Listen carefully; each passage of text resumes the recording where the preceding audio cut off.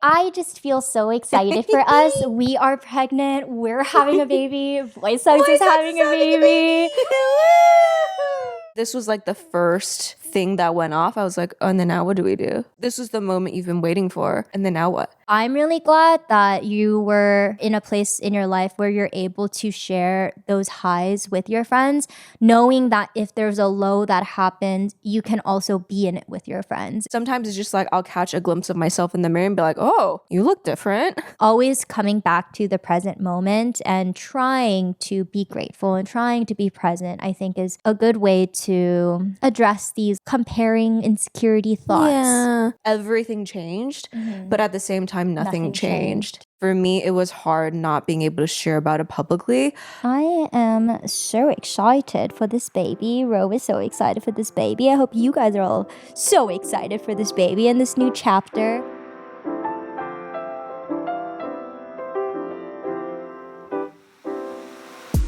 Welcome back to Voice Hugs, a podcast on being your best self and embracing all seasons of life with open arms. This is your host, Vivian and Ro. Hi. Why were you Vivian? Why am I Ro? This is your host, Viv and Rowena. That threw me off. Hi, everyone. We have such a special episode for you today. I am so excited for today's episode. So, throughout our Voice Hugs journey, we have always shared our highs of highs and our lows of lows. And today, we have something very, very exciting to celebrate. What could it be? Someone's pregnant. And it's not me. It's not me either. It's this guy. Who could it be? I'm just kidding. It's me. Baby potato. Baby potato. Sharky, Baby sharky, potato. baby potato. Yes. I mean, I don't know if anyone caught on, but there's a reason. I think holding this when my pregnancy started was more of a comfort thing. When we started filming in person, it's just, I don't know, it's nice to hold something. And over time I was like, oh, I gotta keep some things concealed. But as some of you may be able to tell, like if I really liked watching someone online, I would probably be able to tell. And someone, like a few of you have actually DM'd me asking, because I think you can tell. Like my face. My face She just has a the little pregnancy chubbier. glow. What are you talking about? Yeah, so surprise, surprise. Bro has actually been pregnant all of season 2 from the first episode.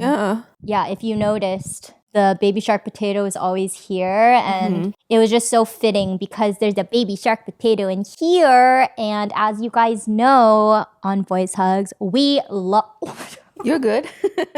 She just hit my mic. You're fine? We love babies on this podcast. Yeah, we do. Now it's just more of a comfort thing.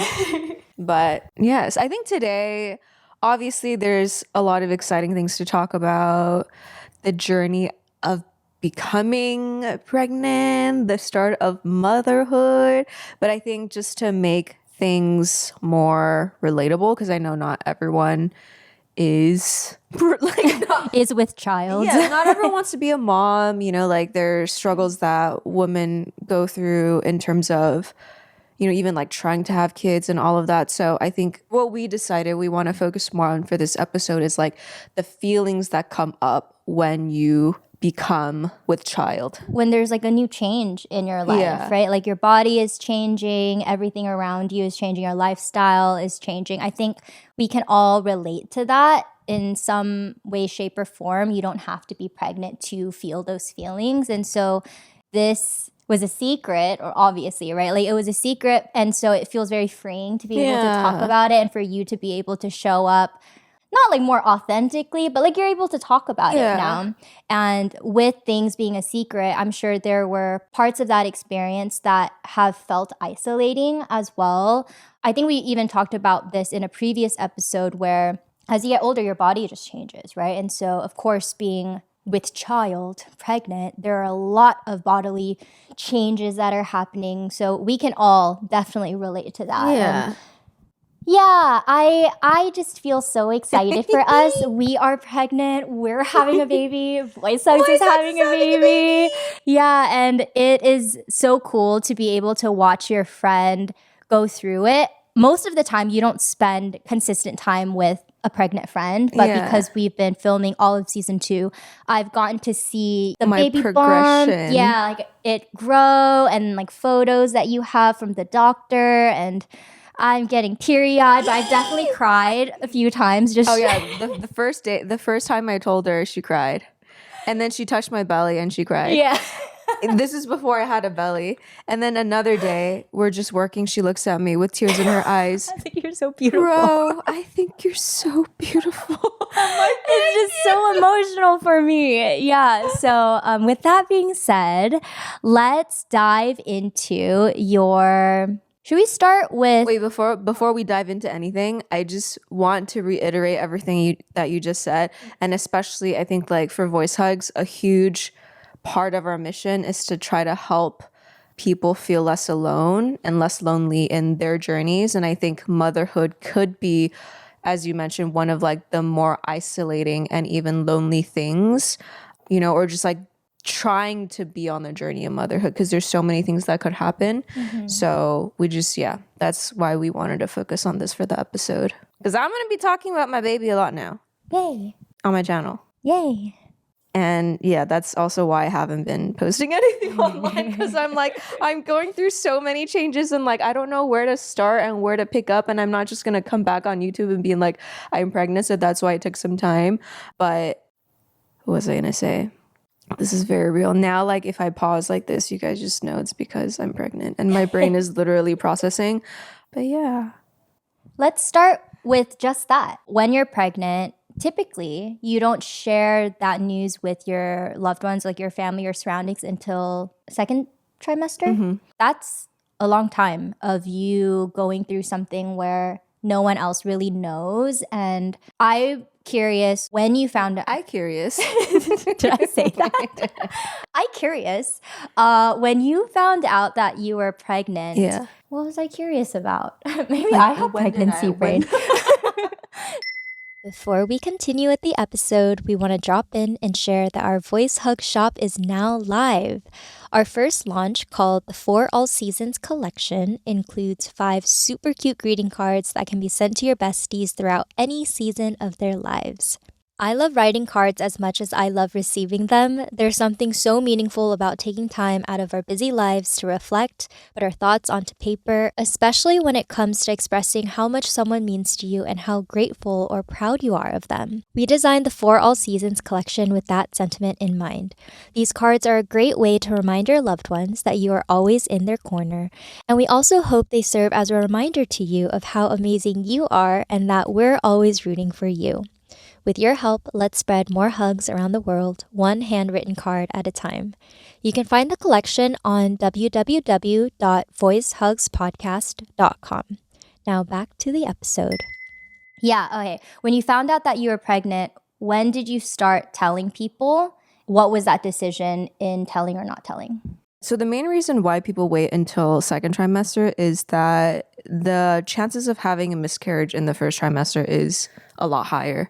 And so a lot of times you don't tell people, or like culturally, I think every culture has like different things. Like my mom even told me like, don't tell anyone, because I think you just want to be sure before, I don't know, you get other people excited or involved. Over the past few years or past decade, even on social media, maybe because we're all growing up like collectively on social media together, I've personally seen a lot more awareness around like infant loss and things like that. Right? I think a lot of people are becoming more open and vulnerable to share about their experiences. And it's actually a very common thing, right? Like it's very sad and unfortunate, but it's more common than we think. When I found out I was pregnant, I called my mom right away. I was like, Mom, okay, before that, let's backtrack a little. Let's talk about... Did you tell your partner? Okay, so the thing is, he actually found out before me. Oh. Yeah. So he took the test and he was pregnant. James is like, babe, I'm pregnant. I have some news. Oh my God. Okay, no, it's fine. No. So we have been trying for a few months. This was like, I think our third month. Before I got pregnant, we went to lunch every Friday at the same restaurant. We came home from lunch, and I think it was either the day before or the day my period's supposed to come. Both of us were like, hey, let's not get ahead of ourselves. We don't need to know, right? Like, we can wait a few days to see if I really did miss my period and then test. But we came home and he was like, you want to try to take a test? I was like, yeah, sure, why not? So we took a test, and then there's like the digital tests that are like fatter sticks that tell you pregnant, not pregnant. And then there's like a digital version that just has a plus or minus. And there's like the strips that are probably the most prone to like it's just hard, it's the hardest to read. So we had meant to grab like a digital test that tells you plus or minus, because we're like, we didn't want to waste a nice one that's like pregnant. Because the packaging, it looks the same outside. When I open it, I was like, oh, it's a pregnant, not pregnant one. So it's like the most accurate, most clear thing. Pregnant. Yes. And so we're like, okay, whatever. Like, I open it, let's just try. And so I peed on the stick, put it on the counter. I was like, should I get my phone? James is like, no, we already have so much footage of us being disappointed. To record the reaction. Yeah, to record the reaction. And I was like, I'm not going to listen to him. So I go out to get my phone. And this all happened within like a few minutes. And then I just hear, ah! And I'm like, what? He's like, we're pregnant. I mean, he didn't say it like that. But he said it in his own way. Yeah. So he found out before me. Is that your impression of her? He's like, and so I run over, and then I see on this stick, I was like, pregnant. I'm like, oh my God, this is crazy. And like, I caught the end of our reaction, because like I didn't even have my phone. But it's fine. It was like a very sweet moment between the two of us. And then I called my mom right away. I'm just like, Mom. She's like, what, do you have some news? I was like, I do. Because she's like, I don't know, like, I love my mom, but this woman, I think she's just like, she just knows how to humble you. And then I've been like, obviously I would tell her that like, yeah, we're trying. And she's like, you think trying to have a kid is that easy? I'm like, okay, Mom. Anyway, so then call my mom, just because I think like I would want her to know. When the two of us sat down, like, we're obviously like super excited. We're like relishing in this joy, and we're just, so, I don't know, like, hopeful for the future. We sat down and we're like, okay, like, should we, like, and then what? I think this was like the first thing that went off. I was like, oh, and then now what do we do? Like, this is the moment you've been waiting for. Yeah. Right? And then now what? Because I think it's the same thing with like, when we're younger, it's like you get to a good school and you go to the school, and then, you get good grades and you get the good grades, and then you get the job and you get the good job. And then what? Right? So I think it was kind of like one of those feelings where I was like, oh, and then what do we do now? Like everything changed, but at the same time, nothing changed. And so we decided to call our friends. Like, one of the husband just so happens to be a doctor. And then my girlfriend I think she gave birth already, right? Or she was right about to give birth. Something like that.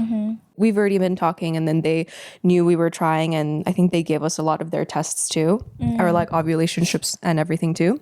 And so we called them, and they're like, congratulations, this is so exciting. Like, here's what you can start thinking about. And, these are the OBs that we go to. You can set up your first appointment. But they don't usually see you until like week 8 or week 10-ish. So what week were you at when you found out? I think 4. Oh, wow. Because it was literally, or maybe even 3. Because it was, my period cycle is quite short. It counts the weeks from the first day you missed your last. It's weird. Like, it's by the time you find out, you're already like 4 to 5 months pregnant if it's like pretty early on. Yeah, sorry, weeks. By that time, told my mom, told like 2 of our closest friends. I think both of us came to the same realization that people who are closest to us and people who we see on a weekly or monthly basis, be it like family, cousins, friends, we would tell them anyway if something were to happen. So might as well just tell them so that they can be a part of the celebration. For me, it was hard not being able to share about it publicly, but in my day-to-day life, like I told you pretty early on, probably by like... You mean like week 5? Yeah. 4? Yeah, like you found out like super early. I told my family by like week 8. I think we were trying to wait, but then we just like couldn't wait. So yeah, so that was just kind of our thinking of, I'm the type of person who would talk about it anyway, if it was good news, if it was bad news, if it was anything in between, just because I feel like it could help people feel less alone in their experiences and the things that they go through. So I just decided to tell people around me first. And I think online, I just haven't posted in so long. I'm not just gonna all of a sudden be like, we're expecting a baby. And I think publicly too, it's also a whole different thing where like I wouldn't mind if people knew, but I just want it to be like at the right time. And I think when changes like that happen in your life, there's a lot that you haven't processed yet. The fact that everything has changed, but nothing has changed, that is a big thing. And so I think, especially when you do put stuff online, for us, even with voice hugs, we like to kind of process things first before talking about it. And I think that's just part of our personality. Hi friends, it is Viv here. I am currently editing this episode and I wanted to quickly hop in.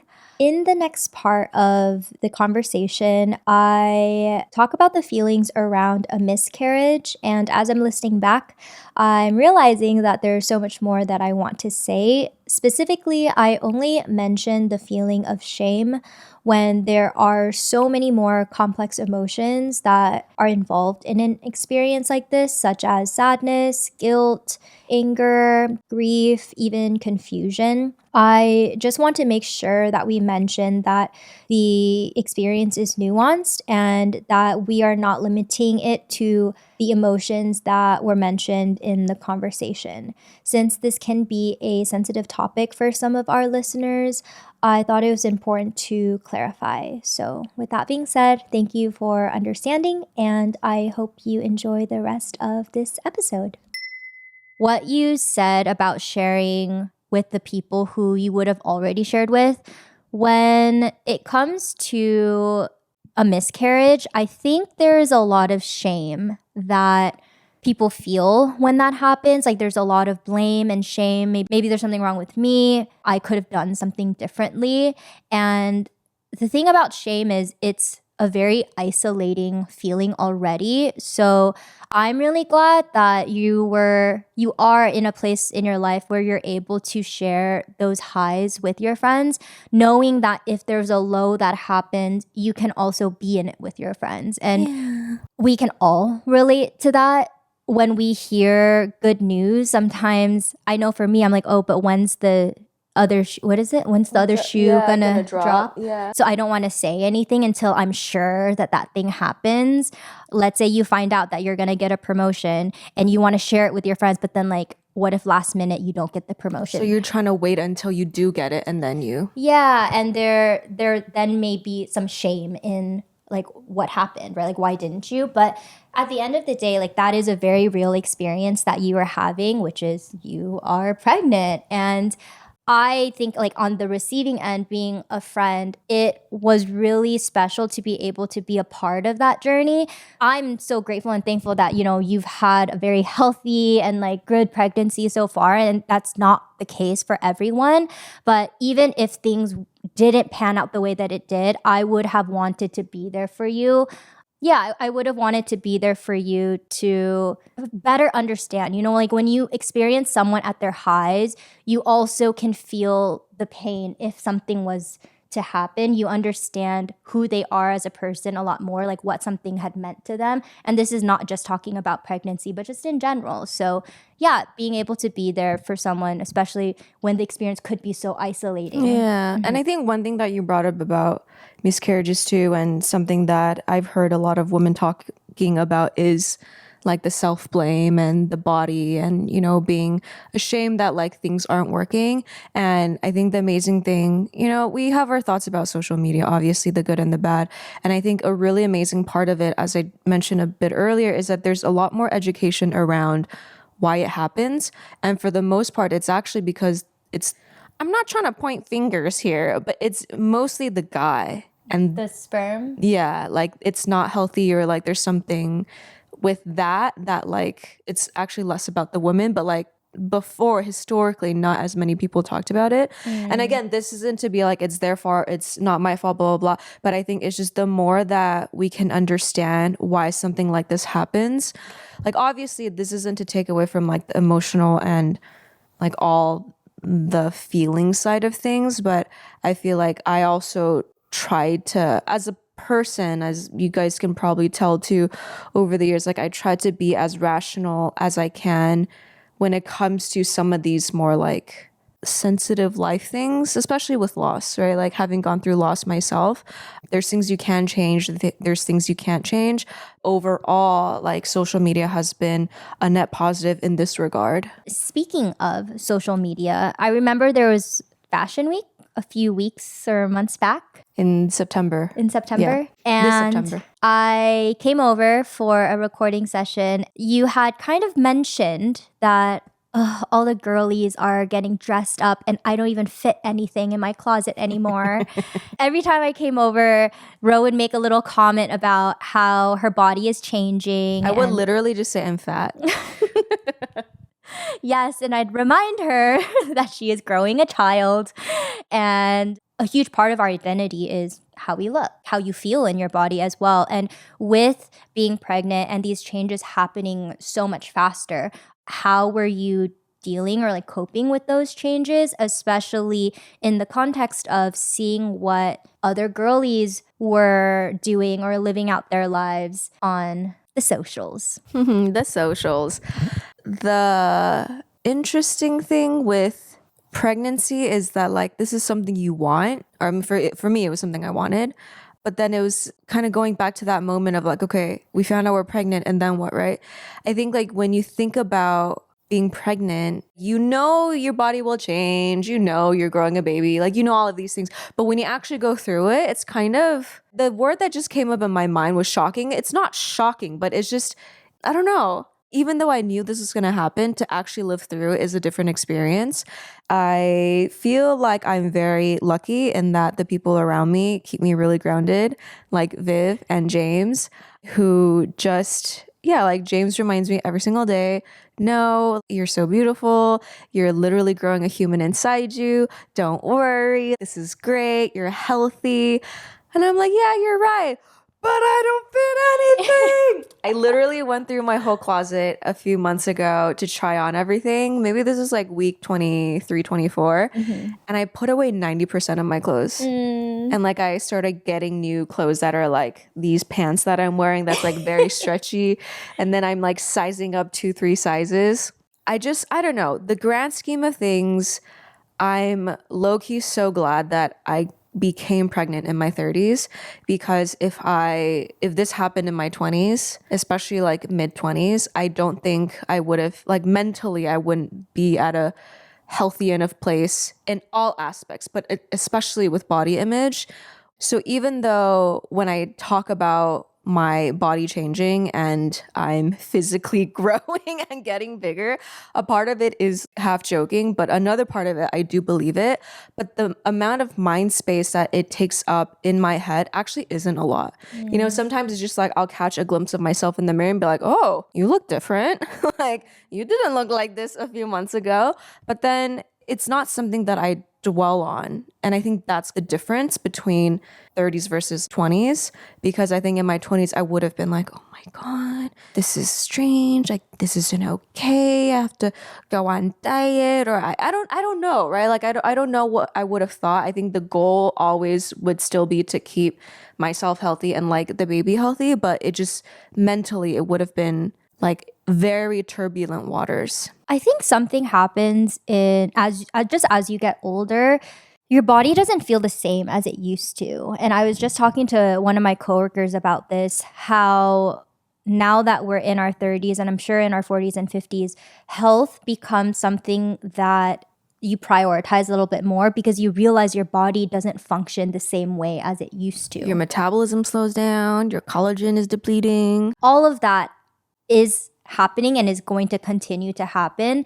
So there is a sense of gratitude that I think both of us feel for our bodies now in a different way than what we would have felt earlier on. Even though the feelings of oh my gosh, I look in the mirror today and I look different today than I did yesterday, it's a little bit easier to ground ourselves in that gratitude of, you know what, I'm healthy, baby is healthy, my body is working for me, because it's scary how fast health can decline. And I think also as you get older, you see people around you who are older, get even older. You realize that your body is just something that it works for you. Like it like truly is there for you. Like without your body, it's something that we often take for granted. One thing that I keep realizing time and time again is that we know ourselves best. I see myself every single day. Whether you want to or not, you're going to catch a glimpse of yourself every single day. So day by day, I can tell I've gained weight. I look a little rounder, or maybe there's a little more, like my face is plumper. But when I go out and when I meet people, and especially it's like people who don't see me often, they're like, you don't even look pregnant. And I'm like, what do you mean? I feel so pregnant. But then I think when that happens, or it's like if I go into an appointment and they're like, what? You're 20 what weeks now? I need to buy whatever clothes you're wearing because I did not look like that when I was weak, wherever you're at, right? And so I think those instances kind of gives me perspective of you're constantly just comparing yourself to yourself, especially in this specific regard, right? Like you're like, I'm literally the only one that's seeing my body change. So even last night, James jokingly was like, babe, I think we should go to like a pregnancy support group or something. Just so every time you go there, you can come back and be like, yeah, I have it so easy. Or not I have it so easy, but like after I go out and like experience these things in the real world, I always come back and tell him like, oh yeah, I feel so, like perspective is so powerful. And I think especially in this season, because you tend to be home a lot, because you tend to, whether it's purposely or inadvertently, like staying home and low-key isolating, right? Or like nesting, you're just with yourself. Yeah. Yeah. I will say Ro is truly a homebody. I feel like you can go weeks without leaving the home. I can. Yeah, if you didn't have to. And so this reminds me of an episode that we had with Leah Yu where she was going through a dark time, and it wasn't until she stepped out of her environment and kind of looked around and saw the palm trees and realized, whoa, I've kind of just been in my head for a long time. And similar to what you were sharing in the previous episode too, of we're thinking about ourselves a lot more than what anyone else is. And so when you're constantly fixating on, oh, this looks different, oh, that looks different, it does something to you. Whereas when you go out and you're able to interact or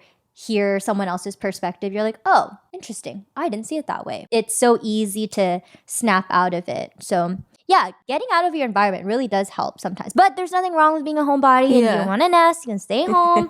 That's fine too. Yeah. Just that it is helpful to interact with people occasionally. And I think like going back to your first question, like this question, but the beginning part of it with the social media and the comparison and the FOMO with the girlies gonna New York Fashion Week, staying home all the time, being on social media and seeing how other people are living is a recipe for disaster that we're all too familiar with. And like it's inevitable, right? That's my way of feeling plugged in enough to see what my friends are doing and what other people are up to. And I would say that again, when I said that, obviously you feel a certain way about something for you to verbalize it, even though if it's like half just an observation, half joking, and then also maybe a third observation, a third joking, a third actually serious. This is the interesting thing about the human experience, where when I really sit myself down and I'm like, but do you want to be there? Even if you weren't pregnant, or even if you were pregnant, like given my current state, let's just for the simplicity of this example, given my current state at that time, being maybe like 3-4 months pregnant, would I want to go? The answer is no. I was so tired. Like Viv will come over to film sometimes. I'm just horizontal. I'm like, I'm so sorry. My brain, I can't, like I think I'm very lucky in that I didn't get as crazy of other symptoms, but I did need a lot of naps. even now taking a step back of like seeing everyone living their life, going through, you know, doing all these amazing experiences, like a part of me is like, yeah, like it would be nice to have that. But at the same time, I think over time and with your brain chemistry changing and hormones pumping into your body as you're growing a baby, it does help kind of like put things into perspective and also make you care less in that way about what other people are doing, because you're just like, I just got to focus on my own health. I got to focus on baby's health. If the next decade plus is going to be dedicating to raising this baby, what do I need to do and what do I need to change to make sure that this little potato has the best life that it possibly can? I struggle with this because I always imagine if I have a kid and how I would take care and love my kid and protect my kid. And in so many ways, why is it so much easier for me to do that with an imaginary baby rather than doing it for myself?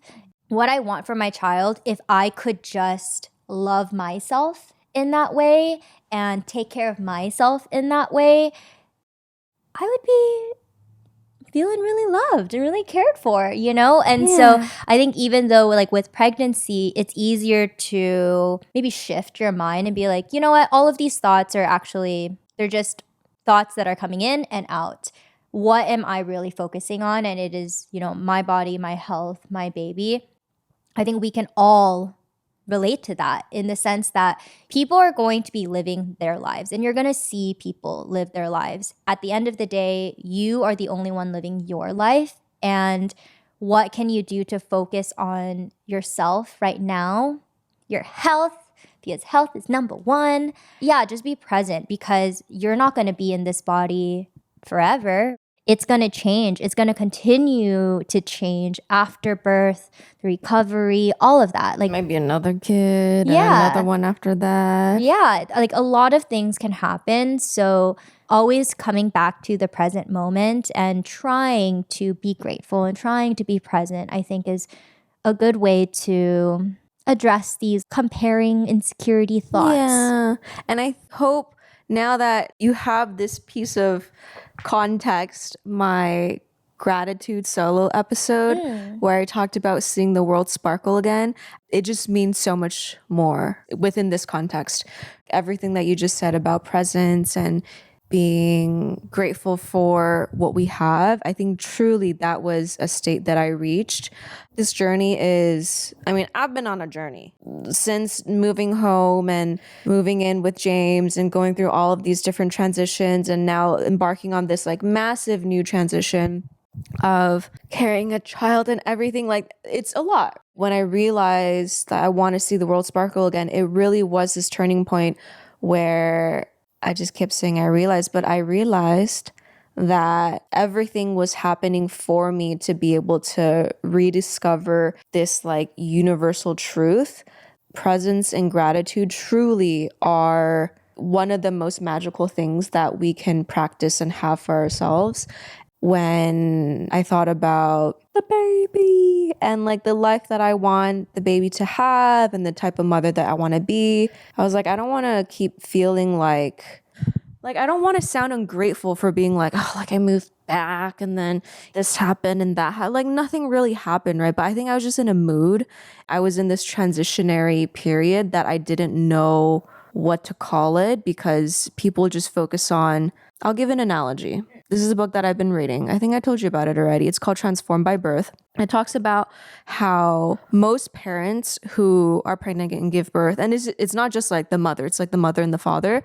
In the world that we live in, that's like fast paced, go, go, go, you don't really take time to cocoon. When you go from a caterpillar to a butterfly, you need the cocooning period and the cocooning era where you go inward, you reflect, you prepare, but not like research prepare, like you mentally, spiritually, emotionally prepare for all the changes and all the transformations that's about to happen to you, because it's not just the birthing part, it's like the becoming a parent part is like a huge, huge thing that, I don't know, like I feel like a lot of us don't like because we live in this go, go, go world, we don't take enough time to take a step back and like really prepare ourselves in those ways.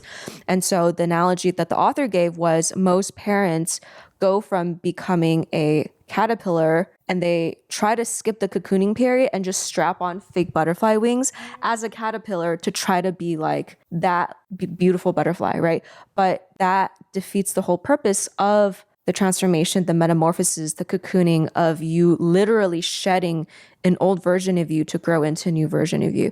And I think this analogy is so beautiful because I think life is just a continual cycle of birthing and rebirthing of our identities, the way that we see ourselves, the person that we are, how we want to show up, and all of that. Now, having lived the past year and a half, I can confidently say, that was my cocooning era. And I'm so grateful for that because had I not gone through that, I would not be where I am today. Obviously, right? Like life happens for us for all of these beautiful reasons. But when you're going through it and when you don't know why you're going through it and when you don't know how to categorize it, because I think like as humans, we all put meaning into certain things and we are always constantly trying to make sense of things. But sometimes it doesn't need to make sense. But I think it's because I kept trying to make sense of why am I like this? Why am I not as productive? Why am I blah, blah, blah, blah? Like, why do I not have the will or the drive or even like the desire to do half the things I used to do? This is the reason, because I had to have gone through that shedding, that turning inward process, that offline reflection era so that I can come back as a beautiful butterfly. And then we do it all over again. Yay.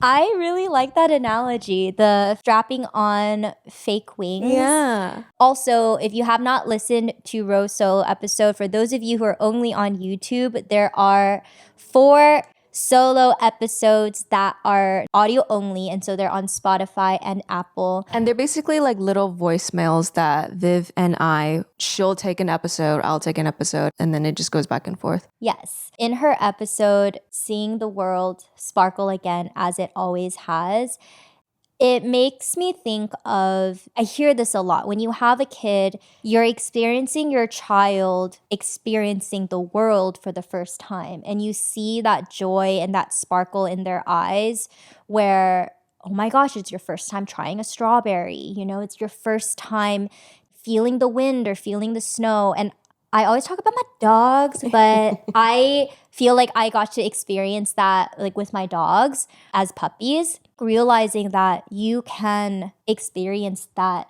now. How magical is it for you to be able to do that now before having kids?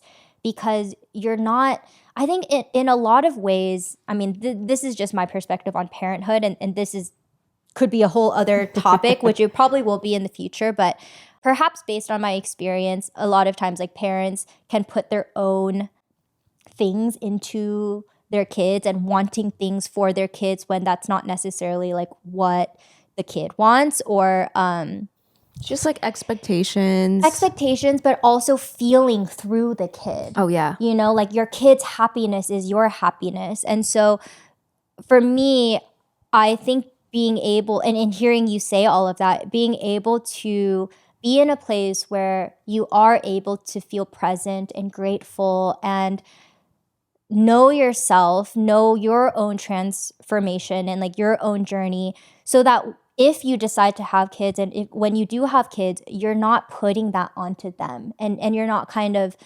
scrambling around trying to figure out like what is all of this stuff that I haven't healed from, because maybe before it was go, go, go, or maybe before you just weren't really aware of those parts of you. So in general, I think people in our generation, like now, we're just a lot more aware of the healing that we have to do and not wanting to pass that on to the next generation. And I think that contributes to people having kids later as well. When I was in my 20s, I feel like I was still a kid. I mean, we could have had kids then, and it probably would be fine. Everyone's life is just their own, and you will learn and grow from your experience. But just speaking from like where we are now and reflecting on who we were then, I think it's really important and really cool that you were able to be in your cocoon area. Cocoon in your area. Especially seeing how go you really were for those years in New York. Coming back, I almost didn't recognize a part of you. I was like, whoa, this is not the Ro I remember. But at the same time, I think that's what life is. Yeah, I think especially for very career-driven humans and women especially, this is something that we talked about in our societal expectations, 20s versus 30s. Like you really can have it all, just not at once. And I think for me, one of the biggest things that this quote unquote break or like unintentional semi break taught me was that I will be fine, period. Like no matter what happens, if I want to work, I can work. I trust myself enough that if this career that I'm currently on, or even this podcast, right? Like we joke, but like this is literally a labor of love. If anyone's watching and wants to sponsor us, we would gladly work with you. But like it's been a labor of love and like our own personal time and money invested into this, or even my YouTube channel, right? Like if YouTube disappears, if Instagram disappears, regardless if that happens, I trust myself well enough that if I need to go out and help support this family, I will find a way, because I found a way to make this career path work. I can do it again, even if it's going to be really hard and even if it's going to take a lot of time or whatever, blood, sweat, and tears. Like at least that part I know is possible and I can trust myself enough for that. At the same time, as you said, having embarked on this more cocooning era, it did also help me shed a lot of past identities and things I used to, I don't know, like there's still things that I would like to do with my life, right? With my career, with myself, with making fun things happen or starting businesses or all of that. And this time of reflection and this slower period of my life helped me realize that I can still do all of that. It doesn't mean that if you have a kid and start a family, you can't do anything. And in this downtime, it also gave James and I a lot of time to reflect on the parents that we want to be. Like you really can't, like I'm not gonna be like, yes, we're gonna make the kid fit into our lifestyle and we're gonna start traveling with the kid as soon as they're ready to travel, because you really don't know until you birth the kid and see what type of temperament they have and what their personality is like, what their preferences are and everything. But I'm just very grateful that, well, first of all, A, I have an amazing partner, but also B, that I don't know where I was going with the B. Pregnancy fog. But actually, no, I'm really grateful I get to share in this experience with him. And I know that no matter what life throws our way, we will be able to, like, first of all, I will be able to handle it, but I also know he will be able to handle it. And together we will be able to handle it. And I think that trust in yourself, that trust in your partner is so fundamental, because our life is going to change and it's going to be a wild ride. And it's just going to keep going. I think that was one thing that I became so aware of maybe like 20 weeks in, or maybe I don't even know when, I don't think it still fully hit me that I'm pregnant and I'm having a kid. But there's like little benchmarks along the way where I was just like, my belly's just going to keep getting bigger and bigger. And then one day I'm going to give birth. And then for the rest of my life, like this person, this baby will grow from an infant to a toddler to a little kid to a full-grown adult if all goes well, right? And then this thing will just be my responsibility for the rest of my life. And even if I want to take a break, like there's no breaks, like you can't pause. Right? You can't pause a pregnancy. You can't pause birth. Yeah. You can't pause being a mom. Time doesn't stop. Yeah. Mm-hmm. And so I think that was like one of the first things that I was like, oh, interesting. Oh, wow. Like, Life is moving. And this is very permanent. I think that's another thing. Like it's such a permanent, irreversible decision. Because like there's this thing with like reversible and irreversible decisions. This is irreversible. Yeah. So anyway, I think I'm just, all of that in a nutshell is I'm glad I had this time. I just burped to reconnect with myself and reground myself before this crazy ride that we are all so excited to be on. I'm so excited to be on. I'm so excited. She might be more excited than I am. I can't wait to eat your baby. Out of cute aggression, not actually eat her baby. No, I think I am so glad that you were able to get to this place. I don't think it always happens, and I don't think it's easy either.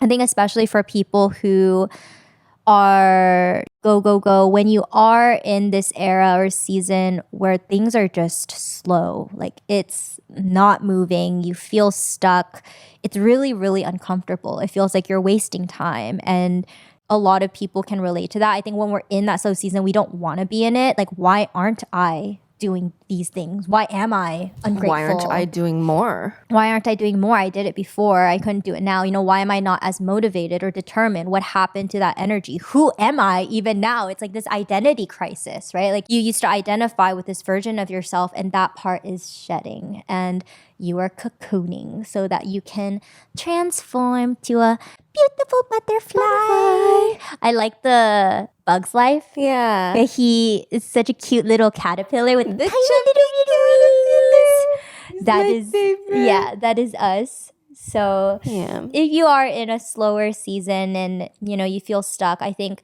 it's important to just realize or try to take a step back and be present in that. And again, Ro's episode is great for some inspiration of trying to be present and grateful, because life will keep going. Your baby's going to keep growing.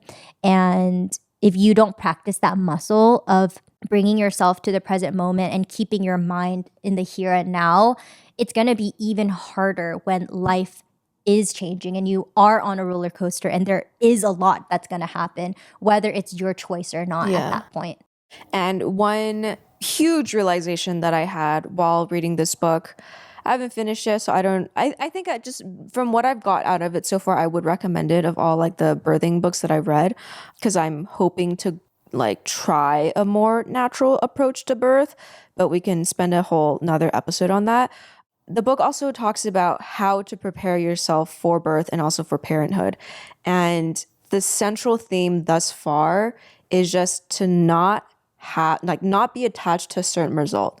So that's why I'm even the way that I'm saying it, it's like I would like to have a natural birth, but if anything happens, I'm not attached to like the baby just comes out. Like I just want the baby to be healthy, and like whatever happens, like I'm okay for anything to happen. Like it doesn't need to, like I don't need like a natural birth. Like I'm not attached to it. It's like letting go of control. Exactly. So yes, so that is the main theme of like the first however many chapters that I've read up to so far, is in this life, in this go, go, go, humans need to know exactly what happens. And in this like information age where Google's at our fingertips, and now we have ChatGPT and all these AI prompts that we can ask questions and we'll get all these answers.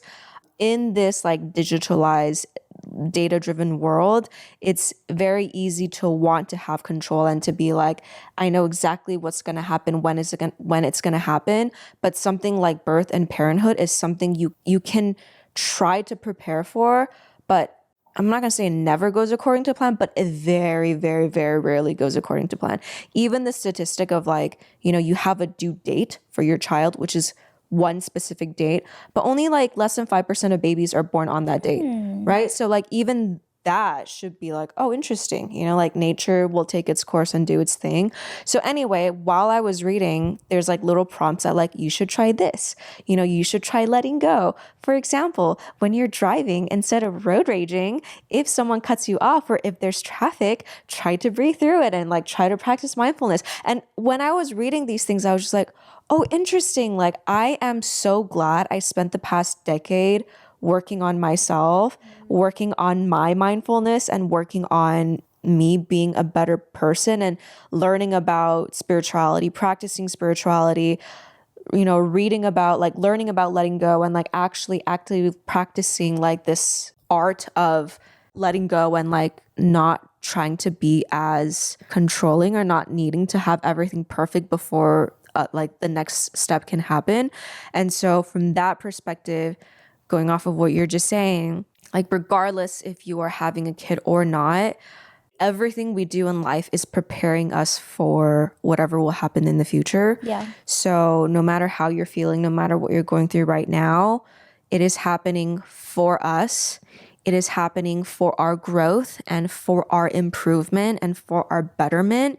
Even if while we're in the thick of it, it doesn't seem like it's not good, it doesn't feel comfortable, it's dark, it's damp, it's cold, the sun will always come. The sun will always shine.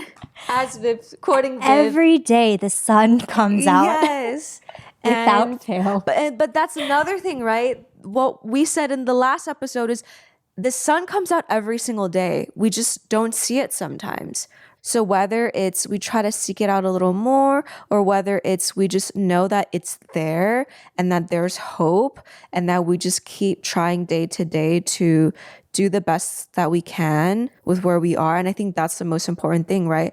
Like if your best today is 5% and you give 5%, that is amazing, right? Especially if you're going through stuff, especially if you're pregnant and like that's all the energy you can muster up.